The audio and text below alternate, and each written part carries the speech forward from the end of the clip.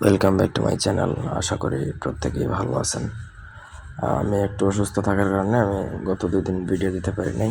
আজকের ভিডিওর টপিক হচ্ছে দূর থেকে শত্রুকে মরণ বান মারা। দূর থেকে শত্রুকে ধরা ছোঁয়া ছাড়া, কোনো কিছু খাওয়ানো ছাড়া এই মরণ বান প্রয়োগ করে শত্রুকে দুনিয়া থেকে বিদায় করে যেতে পারবেন, শত্রুকে প্রাণে মারতে পারবেন। এটা খুব ভালোভাবে কাজ করে, খতরনাক লেভেলের একটা মরণ বান, অন্যায়ভাবে প্রয়োগ করা নিষেধ। পুরো ভিডিওটা না টেনে শেষ পর্যন্ত দেখবেন। আমার চ্যানেলটা সাবস্ক্রাইব করবেন, লাইক কমেন্ট শেয়ার করবেন।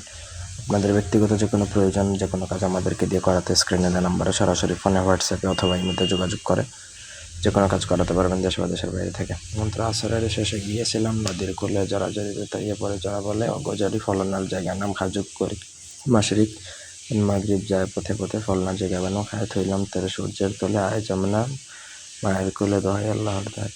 শনিবার দিন আসরের সময় নাভি পর্যন্ত পানিতে নামবেন। নেমে সূর্যের দিকে মুখ করে এই মন্ত্র আমার অনুমতি সহকারে 108 বার পড়ে সিদ্ধ করবেন বা মুখস্থ করবেন। এতে মন্ত্রটা আপনার সিদ্ধ হয়ে যাবে। তারপর আপনাকে বাজার থেকে 8টা ধাতু মানে অষ্টধাতু দিয়ে একটা তীর তৈরি করবেন।